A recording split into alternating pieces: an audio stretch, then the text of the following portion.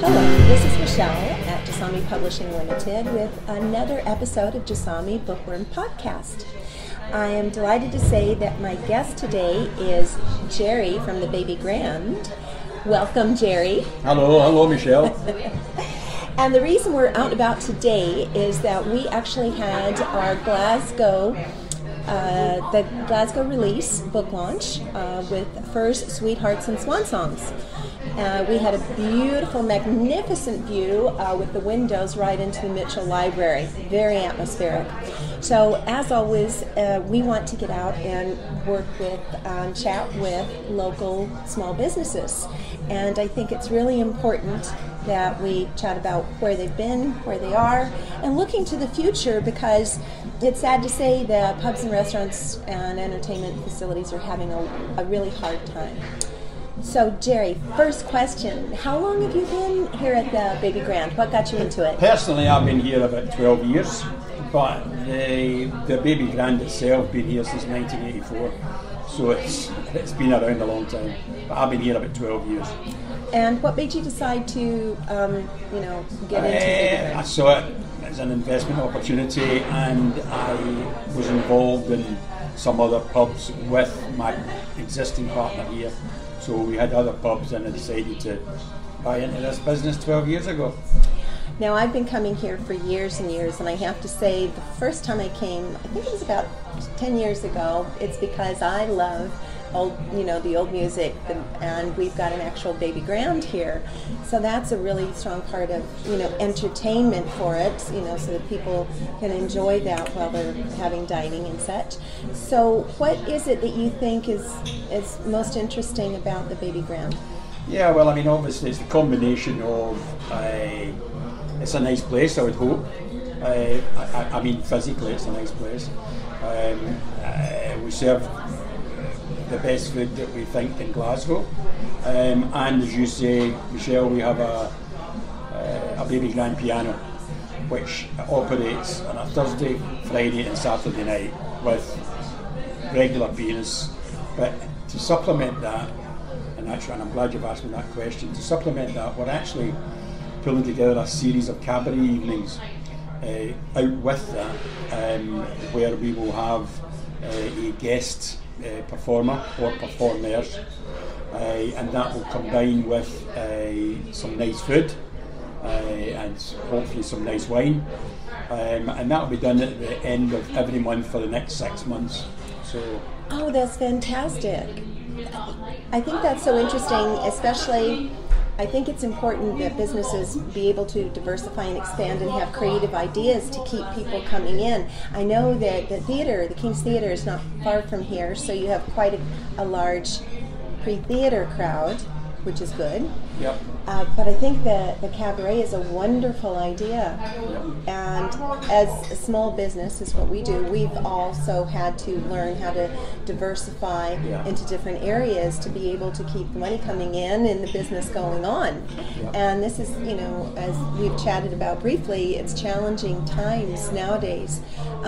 What do you think is the biggest challenge, especially with the Baby Grand? Yeah, well, obviously because of its location, it's off the beaten track, so to speak. So we have to make it a destination, and consequently that's why we're trying to do this cabaret evenings, so that people will come post pre-theatre, if you know what I mean. Yes. So that because basically what happens here is we are very, very busy from 5 o'clock through to 7, and then it tails off, and by the time 7:30, 9 o'clock comes, we're very quiet. And that's a consequence of being off the beaten track. I think city centres are finding things hard in general, because we've got other establishments in town, and we know that it's across the board, but it's particularly emphasised here. So just generally, I think the post-COVID effect, really, Michelle, which has affected every business. Jerry, I have to agree with you. COVID really took a drain on companies and people, but I don't think people realize exactly what an impact it would be even afterwards, because it's the effect of it's not going to have an immediate growth back where things used to be. It's going to be a slow, long climb as people start to come out. They're more trusting of coming out, and then and the additional challenge of the increased expenses, heating and such, and so many, it's a tragedy, so many pubs and businesses are going out of business. What do you foresee with, setting up the cabaret and then the free theater and other things with Baby Grand? Yeah, well, I mean, obviously one of the other things that we're trying to develop, for example, is a lunchtime trade, which has been affected again because of the working from home aspect of offices now. So we've launched a new lunchtime menu, bearing in mind that people have a time frame at lunch. So that's one of the things that we've used to try and get people in and get them out in a specific space of time. Mm-hmm. Other initiatives, we've just launched a Sunday lunch menu because we've got nice rotisserie here, and we're focusing on chickens, for example, and trying to drive some trade that way. So every aspect, really, to be honest with you. It takes quite a lot of imagination to think of all the different little bits. You wake up in the morning and say, what can I do today, to increase the business and the walk-in trade. And of course you've got a great reputation. That's how I first found you all those years ago, was because of the Baby Ground, the music, the atmosphere. As you said, the food is delicious because let me tell you, I partake of the food and the lovely glass of wine now and then. And it's absolutely delicious, and that's what I think is really important. Also, the staff is very warm and friendly, which makes a difference when you go in. It feels like home. You feel comfortable while being spoiled, kind of thing. You've been in business for a long period of time. What would you say is comparable to what we're going through now from the last several decades, do you think? I don't really think anything, actually, to be honest with you. I mean, I remember the crash in 2008, which had an effect because the banks became very edgy at that point in time, and businesses like us that had borrowings, the banks were pretty sort of unsympathetic to our case. But we basically get through that. We'll get through this, I genuinely believe. We're here. We've been here a long time, and we intend to be here for a considerable length of time. We're fortunate from the point of view that we have a number of businesses, so therefore we can do as a rob Peter to pay Paul. But that's really where we are. I think the real problem for people is the guy that's got a single pub, and those people must be struggling because cash flow is difficult. But it is that cash flow. It's reversal of fortunes. Since you've been in business for such a long time, there are some people who want to start their own business nowadays, and if they're challenged enough to go into pubs or go into something, what piece of advice would you give to them? Well, I mean, I think they need to come up with a good idea, obviously, first of all.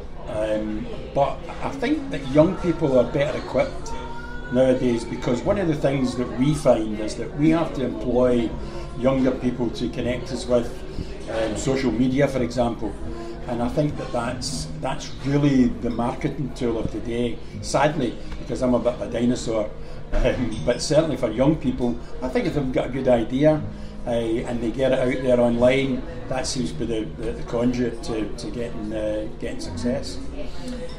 You're absolutely correct. You do have to have youngers. I'm, a little bit older also, so I remember the early days in social media. We do have a great social media department, but I more on the publishing side of it, the aspect. But I know it's key, because I know that to have people follow us, to know who we are, and we'll speak briefly about it and what we're going to have to talk about social media, is the importance of communication, and a little bit can go a long way. And is, as my father used to say, it's not the use of something, the abuse. It's great when businesses use it, to let people know, yes, we're here, we offer this, and as long as it stays on a positive note, that's really important, to get it out there. Now I'm going to, in the description, obviously, I'm going to have an address, the details, and a direct link to the website when it goes out on the podcast, so that will all be taken care of. Excellent. We are, when I say the Mitchell Library is across, you actually have to go over the freeway to get to it, but we're right at Charing Cross Station, aren't we? Yeah. So it's perfect if someone wants to get the train into Charing Cross, you're right there. You Absolutely. come out of it, and it goes right into a beautiful atmosphere. Now, for reservations and such for the pre-theater, it's usually a good idea to book ahead. Yeah, absolutely, yeah. And you can do that. We operate on Open Table, which is one of these sites that people can go into. And obviously we have telephone bookings as well. Yeah, I mean, that's the people that run our social media are on Instagram and Facebook and all that kind of stuff. So that's out there as well. So people can, as you say, can get here quite easily, either from the east of the city or indeed from the west, because this railway line goes all the way through Queen Street and out to the east. So thankfully we have this initiative. That is nice to have it right handy. Exactly, yeah. So for people to come and go, and just even to come in and enjoy, especially with that cabaret that you talked about. That is absolutely wonderful. In fact, I will definitely be looking into that in the next few weeks. That'd be good, yeah. So just to kind of wrap up, I'd like to look at the next, I would say, 3 to 6 months. What would you say for business owners to kind of give them some kind of encouragement of what we should be looking for? Yeah, well, I mean, I know, speaking from our own aspect, because that's really a bit all I can do really, is one of the things that we would like to see is the continuing flow back to the office because of the lunchtime trade. A business like this, we have a few people in here at lunchtime, it's 1:30 or thereabouts. But I would suggest to you that it's half as full as it used to be before COVID. So that would be nice to see that happening, certainly from our point of view. And also maybe our local government people could help the city a bit more, and putting events on and things like that. Bringing people back into the city is the way I would like to see it, Michelle, you know. I don't think I could add anything else onto that, because it's important for every business. We obviously look for our sales of our books in different venues and such, but I think the importance is that small businesses in Glasgow and all of Scotland, all of the UK actually, need to work on something. And I think what you've said about being creative with ideas, diversifying in a way that you might not have done before, the cabaret, special lunchtime menus, special Sunday menus, inventing new ideas. And that's when, as a small business owner, we have to think that way. We have to be adventurous, creative, because we want to succeed or stay successful, however that may be. Yeah. And I think it's really important for the government to support us in any way that they can, and not just financial support, but other actions. So if you are a new business out there, I'm just going to say contact your local council, contact the business support groups. Business Gateway is really important, and they have factions all over. What I would say is, in a break from business, when you want to come for a delicious dinner or a delicious lunch and just time away with beautiful music in the background, because you probably noticed we're live here, so you get the atmosphere of what it's like. Anything you'd like to add, Jerry, before I ask for the shout out? No, really just to say I find this quite invigorating having a chat with you, Michelle, and hopefully it'll bring us a wee bit of business as well, because that would be nice. And the very fact that you're going to link into my social media then is a great win for us. So thanks very much, I appreciate it. Oh, you're welcome. I believe in the small businesses, and I believe we have to stick together and support each other. Indeed. Without that, it's a single person can be strong, however, a group is much, much stronger, and we'll get that. So now, Jerry, comes the time. Who would you like to do your shout out to? I think possibly the guys from Inverarity Morton, who are our wine and packaged beer supplier. They have been very supportive of us through the pandemic and continue to do so.